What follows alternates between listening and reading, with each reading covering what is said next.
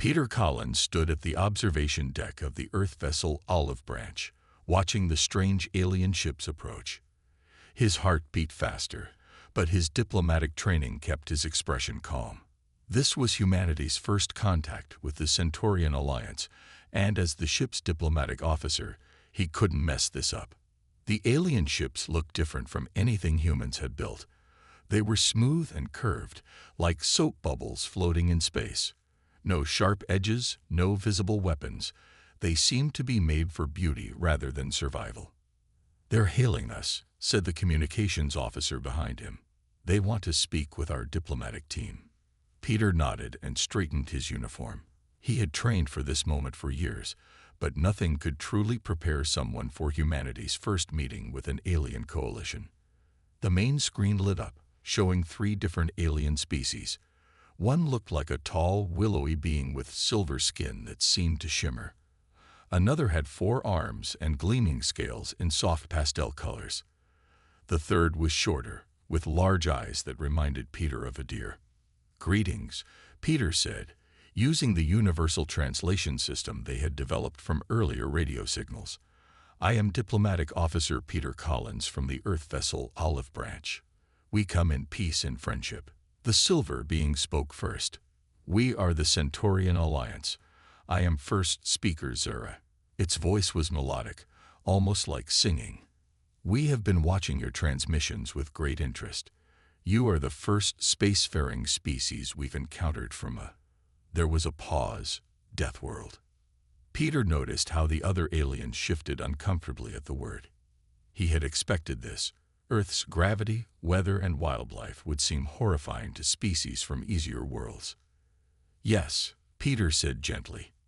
"Earth is what you would classify as a Class 12 death world. But please don't let that worry you. We have learned to thrive there not through violence, but through adaptation and cooperation." The scaled being moved forward. "But your history, we have seen your transmissions. You have had wars, conflicts." "Yes," Peter admitted, "we have. But we have also learned from them. Each conflict taught us the value of peace. That's why our first deep space vessel is named Olive Branch. It's an ancient Earth symbol of peace." The deer-like alien's large eyes blinked. "Yet you could destroy us. Your bodies evolved to survive conditions that would kill us instantly. Your bones are denser, your muscles stronger, your reflexes faster. Why do you choose to come in peace when you could easily conquer?" Peter smiled softly. "Because strength isn't just about physical power. Our harsh world taught us that survival depends more on working together than fighting each other. Yes, we can survive terrible conditions. Yes, we are physically stronger than many species, but we choose to use that strength to protect and help, not to harm." The aliens conferred among themselves quietly. Peter waited patiently. Finally, Zara spoke again. "Your words are unexpected. We had feared meeting a Deathworld species. We thought you would be aggressive, violent. Instead, you speak of peace and cooperation. Sometimes the hardest worlds produce the gentlest souls," Peter said. "We had to learn to be peaceful despite our harsh environment, not because of it. That's a lesson we'd like to share with the galaxy, if you'll let us." There was a long pause. Peter could see the aliens thinking, considering. Finally, Zyra's silver face broke into what Peter hoped was a smile. "Perhaps," Zyra said, "we have much to learn from each other. We invite your vessel to dock with our station. Let us talk more about this peace you speak of." Peter nodded, feeling hope rise in his chest. This was just the beginning. But it was a good one. Humanity's first step into a larger galaxy would be with an open hand, not a raised fist. Ambassador Lisa Martinez walked through the alien garden that filled most of the Centaurian Alliance's meeting station. The plants here grew in perfect, gentle conditions. No storms, no harsh seasons, no predators. Just like the aliens themselves, these plants had never needed to grow thorns or tough bark. "Your people truly confuse us," said Kilara, the scaled alien walking beside her.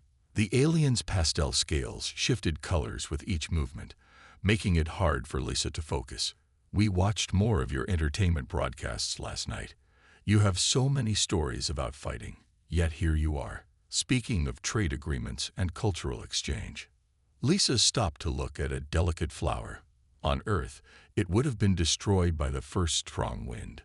Would it surprise you to know that many of our stories about fighting are actually about wanting peace? Kilara's scales turned a puzzled blue color. That makes no sense. But it does, Lisa said. When you live in a harsh world, you learn to value gentle things more. Every peaceful moment is precious because you know how rare they are. They walked further into the garden. More Alliance members joined them. The silver-skinned Zera, the deer-eyed Mealy, and others Lisa was still learning to name. They all kept a careful distance from her, aware that her earthborn strength could accidentally harm them. "We have been studying your world," Mealy said, large eyes blinking. "The gravity alone would crush us. The temperature swings would kill us. Even your mild rain would feel like needles on our skin. How do you not become violent living in such conditions?" Lisa smiled. "Because surviving there taught us something important. The stronger you are, the more carefully you need to handle fragile things." She gestured to the delicate flowers around them. "Just like I'm being careful in your garden now. I could easily crush these flowers, but instead, I choose to protect them." "But your history," Zyra chimed in, its silvery voice concerned. "You had wars that nearly destroyed your own world. You split the atom and made weapons that could burn cities." "Yes," Lisa admitted. "And those same wars taught us why peace is so important. The same knowledge that made those weapons now powers our cities and ships. We learned to turn our survival skills into tools for living, not just fighting." A small alien child, one of the scaled ones like Kilara, ran up to them. It stopped suddenly, scared by Lisa's presence. But Lisa slowly knelt down, making herself smaller, and smiled gently. After a moment, the child crept closer, curious rather than afraid. "See," Lisa said to the watching aliens, "we know we look scary to you. We know our strength makes you nervous. That's why we work extra hard to show you we can be gentle. On Earth, we have a saying, the strongest person in the room should be the kindest." Kilara's scales shifted to a thoughtful green color. Perhaps we have been looking at this wrong. We thought your strength made you dangerous. But you're showing us that your strength makes you careful instead." Lisa nodded. "That's exactly it. Living on a death world didn't just make us strong. It taught us the value of gentleness. We had to learn how to live peacefully despite having all the tools for violence. That's not a weakness. That's the hardest kind of strength there is." The alien child reached out and touched Lisa's hand with tiny scaled fingers. The other aliens watched in amazement as Lisa, the scary Deathworlder, gently held the child's hand with all the care of someone handling the most precious thing in the universe. "Maybe," Zyra said softly, "we have more to learn from Earth than we thought." Captain Susan Wright of the Olive Branch stared at the emergency message flashing on her screen. The Three, a newly discovered species, had attacked an Alliance colony. The peaceful Alliance ships didn't stand a chance. They had never needed weapons before. "Status report," Susan called out to her bridge crew. "3 Alliance ships destroyed," said Officer Alan Ross from his station. "The colony's shields are failing. The 3 ships are using some kind of energy weapons we haven't seen before." Susan felt the weight of command on her shoulders. The Olive Branch was built for peace, yes, but it was still an Earth ship. They had weapons. They could fight. But should they? "Captain," said First Officer Daniel Carter, "the Alliance is asking for help. They've never faced anything like this. Their ships don't even have proper shields." Through the main view screen, Susan watched the 3 ships. Angular, aggressive vessels that looked nothing like the Alliance's peaceful bubble ships. They moved like predators, circling the colony. "Get me Peter and Lisa," Susan ordered. Moments later, both diplomats appeared on her screen. "We need to make a decision fast. The Alliance is watching." Whatever we do next will show them exactly what Earth is. Peter spoke first. Our scans show something interesting. The three ships are old. Their weapons are powerful, but their hulls are patched many times. They're not an invasion fleet. They look desperate. Lisa nodded. The Alliance said the three came from a system with dying stars. They might be looking for a new home. Susan fought hard. Humans knew about desperate times. Earth's history was full of people fighting over resources, but they had also learned better ways. Open a channel to the three, Susan ordered, and move us between them and the colony. The bridge crew looked nervous, but they followed orders. The olive branch glided forward, its Earth-built hull strong enough to take hits that would destroy Alliance ships. A harsh voice came through the speakers. "Move aside, Earth ship. This is not your fight." Susan stood up. "This is Captain Susan Wright of the Earth vessel Olive Branch. We know you're attacking because you're desperate. We understand. Our own world was harsh. We know what it's like to fight for survival." There was a pause. Susan continued. "But we also learned there are better ways. The Alliance has room for everyone. They have resources to share. You don't have to fight." "Pretty words," the three voice growled. "But words don't feed hungry children." "No," Susan agreed. "But trade agreements do. Peace treaties do. The Alliance has 15 unused colony worlds that could support your people. Let us help you talk to them." The three ships' weapons stayed hot, but they stopped firing. Susan held her breath. The next few moments would decide if humans would be seen as warriors or peacemakers. "Why would you help us?" the three captain asked. "You're clearly stronger than us. You could destroy us and take the glory of saving the Alliance." Susan smiled. "Because Earth taught us that true strength isn't about destroying things. It's about protecting them. We're offering you a chance to protect your people without fighting. Will you take it?" The silence stretched out. Susan waited, watching the three ships on her screen.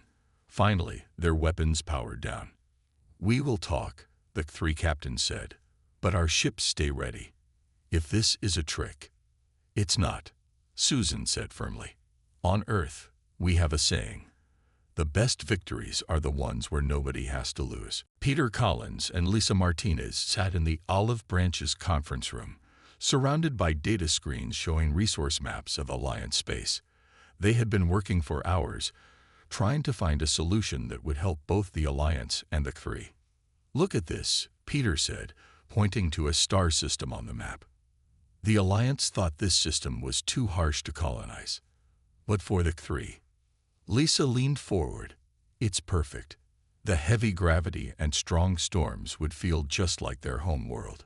She pulled up more data, and there are plenty of mineral resources they need. The door opened, and Captain Susan Wright walked in. Behind her came Zyra from the Alliance and the three captain, who had introduced himself as Rax. The two aliens stayed as far apart as possible, clearly uncomfortable with each other. "Show them what you found," Susan said. Peter stood up and pulled the star map onto the main screen. "This is the Rigel 9 system. The Alliance can't use it. The conditions are too harsh for their people. But the three would feel right at home there." Rax's rough-skinned face showed interest. "Those mineral readings, are they accurate?" "Yes," Lisa said. "The system has everything your people need to rebuild. The Alliance never minded because the conditions were too dangerous for them. But for your people, who evolved on a harsh world like we did, it's perfect." Zira's silver skin rippled with surprise. "You want us to give them an entire star system?" "Think of it as a trade," Peter explained. "The three get a new home and mining rights. In return, they can sell the minerals they mine to the Alliance at fair prices. Everyone wins." Rax growled softly. "And what do the humans get out of this?" "Peace," Susan said simply, "and the chance to help two species understand each other better." Lisa pulled up another screen. "We've drafted a basic trade agreement. The three get colonization rights to Rigel 9. The Alliance gets first rights to buy any minerals mined there. Both sides agree to peaceful trade, and no more attacks. It's a good deal, Peter added. Better than fighting. The three get what they need to survive. The Alliance gets valuable resources without having to mine dangerous worlds themselves. Zira and Rax studied the proposal. The silence in the room felt heavy. On our old world, Rax said slowly, we had to fight for everything. It never occurred to us that we could just ask, that there might be worlds no one wanted that would be perfect for us. That's what humans do best, Lisa said softly. We see possibilities others miss. Our harsh world taught us to look for solutions in unexpected places. Zira's silver skin shimmered. We thought humans would be terrifying because they came from a death world. Instead, they understand both sides better than we do. They know about survival, but also about peace. Sometimes you need someone who understands both strength and gentleness to find the best answer, Susan said. Earth taught us about survival, but it also taught us that working together works better than fighting. Rax looked at the star map again, his rough face thoughtful. A whole system of our own. No more running. No more fighting. He turned to Zira. We accept if the Alliance agrees. Zira glowed slightly, their way of showing happiness. We agree. It is a better solution than we could have imagined. Peter and Lisa shared a smile. This was why humans had come to space, not to conquer, but to help others find better ways to live together. Senior diplomat Kevin Barnes sat at the large round table in the Alliance Station's main conference room. Around him sat representatives from 12 Alliance species and 5 Three clan leaders. The room buzzed with nervous energy as both sides tried to work out the details of their new agreement. The mining rights are not just about metals, a Three clan leader named Vex argued, his rough voice echoing in the room. Our people need specific minerals to survive. We must have full access. One of the Alliance representatives, a crystal-like being named Shimmer, sparkled in agitation. But some of those minerals are sacred to our people. We cannot allow unlimited mining. Kevin watched both sides get more upset. He understood their fears. The Alliance worried about losing something precious. The three feared not having enough to survive. He had seen similar arguments on Earth many times. May I suggest something? Kevin stood up slowly, making sure his movements didn't startle anyone. On Earth, we once had similar conflicts over resources. We learned that the best solutions come from understanding each other's needs, not just arguing about rights. He walked to the room's display screen and brought up a map of the Rigel 9 system. Let's look at this differently. Instead of arguing about mining rights, let's map out exactly what each side needs and values. Then we can find ways to protect both. Over the next hour, Kevin helped both sides make lists. The three marked which minerals they needed most. The Alliance showed which areas they considered sacred. Together, they found that most of what the three needed wasn't in the sacred areas at all. You see, Kevin said gently, there's enough room for everyone's needs. We just had to stop seeing it as a fight and start seeing it as a puzzle to solve together. A young three named Krell spoke up. But how can we trust that the Alliance won't change their minds later? Our children's lives will depend on these resources. Kevin nodded. That's why we're writing everything down in detail. On Earth, we learned that good treaties need to be clear and fair to everyone. They need to protect both sides. The humans speak wisely, said Zira, who had been quietly watching. They understand both strength and compromise. They know how to be powerful without being cruel. Kevin smiled. That's because Earth taught us something important. Being strong doesn't mean you have to fight. Sometimes the strongest choice is to find ways to work together. As the meeting continued, Kevin noticed something changing in the room. The Alliance members stopped flinching when the three moved. The three began speaking in softer voices, trying not to frighten the others. Both sides were learning from the humans' example. Perhaps, said Shimmer, their crystal body glowing softly, we could teach the three about the sacred minerals. Share our knowledge of why they matter to us. Vex nodded slowly. And we could show you how we extract minerals without damaging the surrounding areas. Our harsh world taught us to be careful with resources.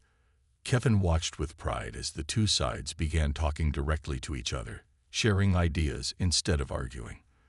This was what humanity did best, showing others that understanding was better than fear, that cooperation was stronger than conflict. On Earth, Kevin told them, we have a saying: peace is not the absence of conflict, but the ability to handle conflict peacefully. That's what we're doing here today. The room felt different now. Where there had been tension, there was now hope. Where there had been fear, there was now curiosity. Two very different species were learning to see each other as partners instead of enemies, all because humans had shown them how. The space station shook violently. Warning lights flashed everywhere as a piece of space debris, moving faster than the station's sensors could track, slammed into the outer ring. The peaceful meeting between the Alliance and C3 turned into chaos in seconds. Structural damage in sections 12 through 15. The station's computer announced. Gravity systems failing. Life support compromised in affected areas. Kevin Barnes looked around the conference room. The Alliance members floated helplessly as the artificial gravity failed. Their bodies, evolved for gentle whirls, couldn't handle the sudden changes. The C3 were stronger but still struggled with the failing systems. Susan, this is Peter. He heard Peter Collins call through the emergency comm system. We've got people trapped in the damaged sections. The station's rescue teams aren't built for these conditions. Understood. Captain Susan Wright's voice came back. I'm sending our emergency team. Lisa, Kevin, help get everyone to the safe zones. Kevin acted quickly. His Earth-born body, evolved to handle much harsher conditions, moved easily in the changing gravity. He helped guide the floating Alliance members to the wall handles. Hold on tight, he told them. We'll get everyone out safely. Through the station's windows, he saw members of the Olive Branch crew moving across the station's hull in their spacesuits. They were using their strength and training to seal the damaged sections, preventing more air loss. Lisa Martinez appeared at the conference room door. We need to move everyone to the intersections.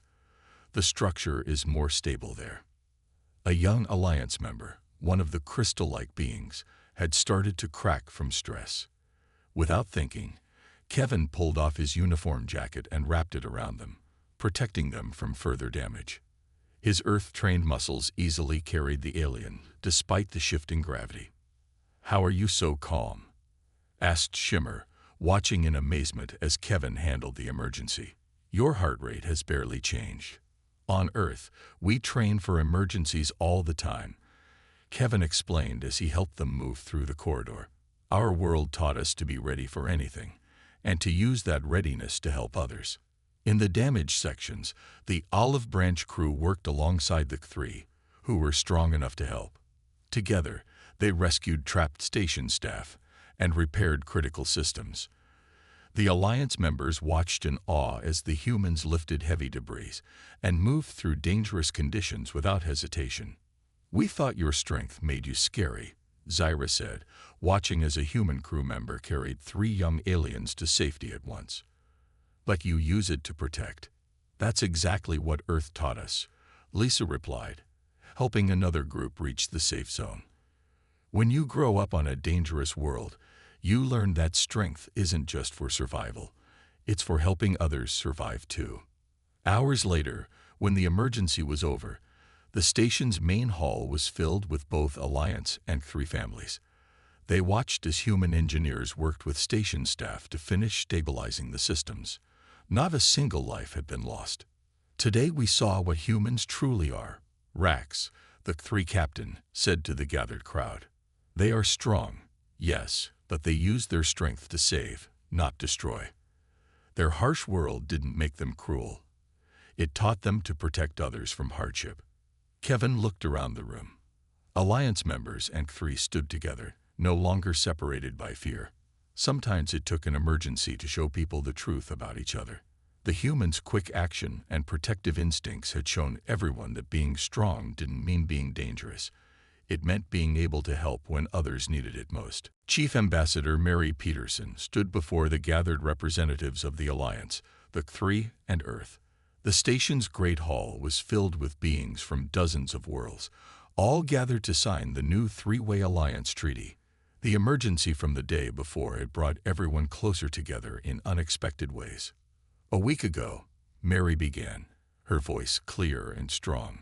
Many of you feared humans because we came from what you call a death world. You worried that our strength meant we would choose violence. The three were seen as dangerous because they fought for resources they desperately needed. She gestured to the Earth delegation, where Peter Collins, Lisa Martinez, Kevin Barnes, and Captain Susan Wright sat. But our human representatives showed you something different. They showed you that being strong doesn't mean you have to be cruel. Being capable of violence doesn't mean you have to choose it. Zira floated forward, their silver skin glowing brightly. The humans taught us that we were wrong about Deathworlders. We thought their harsh world would make them harsh too. Instead, it made them protective. They used their strength to help, not harm. They understand both sides, Rax added, his rough voice gentler than before. They know about fighting for survival, but they also know about finding better ways. They helped us see that we could have a future without constant struggle. Mary smiled and held up the treaty. This agreement does more than give the three a new home and the Alliance new trading partners. It shows the galaxy something important, that the strongest choice is often to work together. The Great Hall's screens lit up, showing images from the past week. Humans helping with evacuations during the emergency, Three and Alliance members learning to work together. The maps of shared resources in the Rigel 9 system. On Earth, Mary continued, we learned our greatest lessons from our harsh world. Yes, it taught us to be strong, to be tough, to survive. But it also taught us that the best way to survive is to help each other, to protect those who need protection, to find peaceful solutions even when we could win through force. She looked around the room, meeting the eyes and eye equivalents of all the gathered species. Today, we're not just signing a treaty. We're starting something new. A way of thinking that says strength can serve peace. That says the most powerful thing we can do is help others.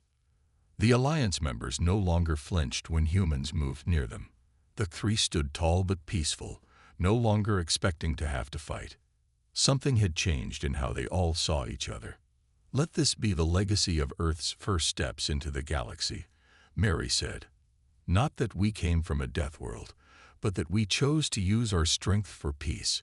Not that we could fight, but that we chose to help. One by one, representatives from all three groups came forward to sign the treaty. As they did, Mary saw humans, Alliance members, and three talking together, sharing stories, learning from each other. The fear was gone, replaced by curiosity and hope. Perhaps, Zyra said quietly to Mary, we needed someone who understood both hardship and peace to show us the way. You humans are teaching us that true strength isn't about what you can destroy. It's about what you choose to protect. Mary nodded, watching as the new alliance became official. Earth's first major contribution to galactic society wasn't technology or military might. Instead, they had given the galaxy something more valuable, proof that even those born to harsh worlds could choose to be builders of peace.